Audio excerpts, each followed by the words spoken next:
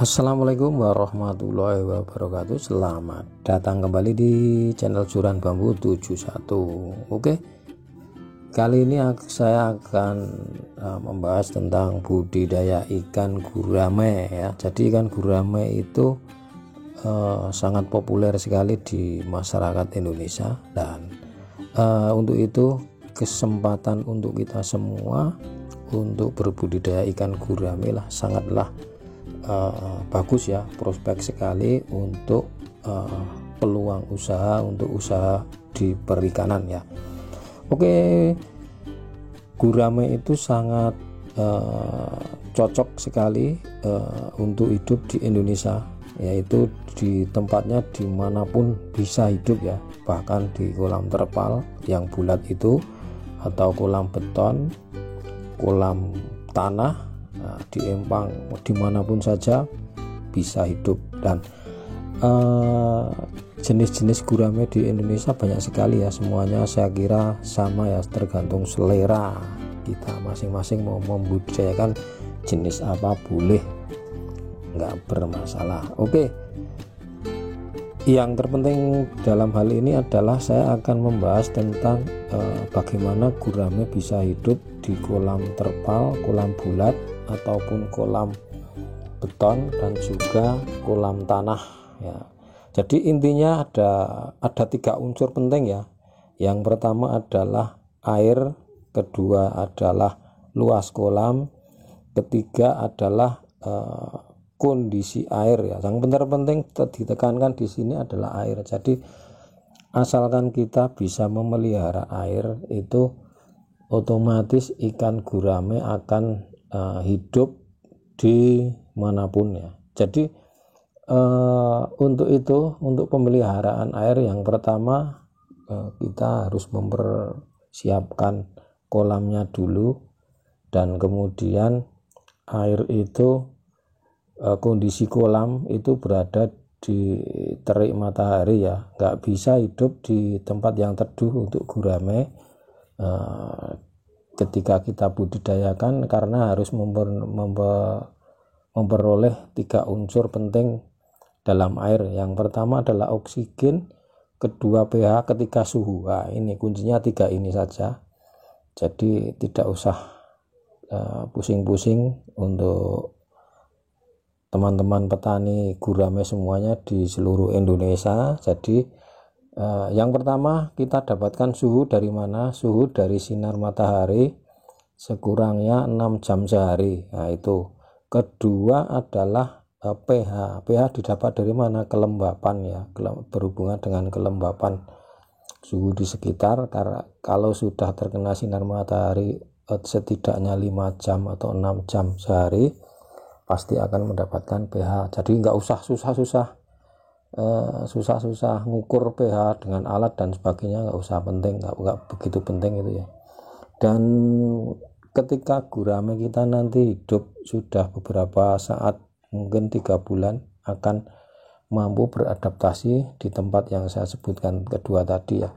Dan yang ketiga adalah perawatan sehari-hari, dan perawatan sehari-hari itu terkait dengan kebersihan. Nah, kebersihan penting sekali, karena kita tahu bahwa kalau mungkin di budidaya di kolam beton atau kolam terpal yang mungkin ukurannya cuma 2x4, nah itu akan cepat kotor airnya. Nah itu berkala kita bersihkan dengan cara-cara misalnya menguras dengan menyisakan setengah daripada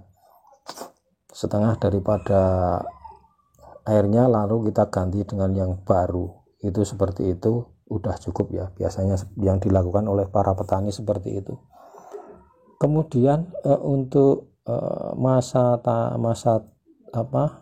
hidup berapa lama dipanen ya, misalnya kita tebar keukuran 3 jari atau 4 jari, itu biasanya 10 bulan bisa dipanen dengan asumsi pakan dengan menggunakan pakan khusus untuk gurame ya. Jadi banyak yang bertanya pakan yang digunakan apa, itu pakan ada di toko itu untuk pakan bersisik biasanya sama dengan untuk pakan yang digunakan untuk bandeng ya, itu karena sama-sama jenis ikan yang mempunyai sisik. Beda dengan lele, itu kan tidak bersisik, mungkin proteinnya lebih tinggi kalau lele. Kalau gurame mungkin hanya sekitar 30% saja untuk protein, kalau lele mungkin sampai 40% untuk proteinnya.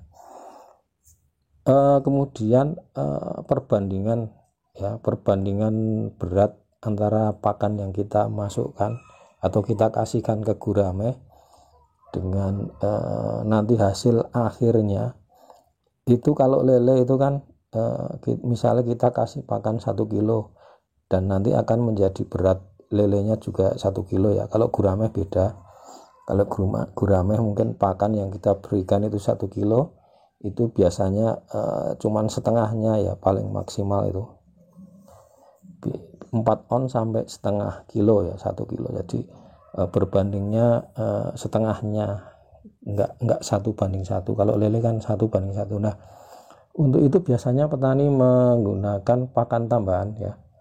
Jadi pakan tambahan ini bisa daun, mungkin daun pepaya, daun singkong atau daun tales, sende ya, itu seperti itu.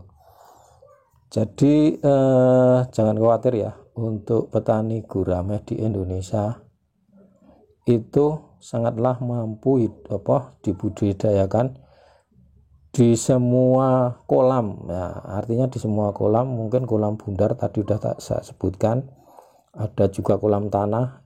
Kalau ditanya yang paling bagus yang mana, itu semuanya sama ya, tergantung kondisi cuaca atau kondisi penempatan kolam kita ya. Misalnya kolam kita di tempat teduh ya, cara menyiasati bisa untuk berbudidaya, tapi saya mensiasati jangan terbar terlalu padat tadi, di bawah standar ya. Misalnya kalau gurame itu kan tebarnya per meter persegi air itu kan sekitar estimasinya 15 ekor sampai 25 ekor ya, sampai asumsi panennya berbobot 7 on masing-masing.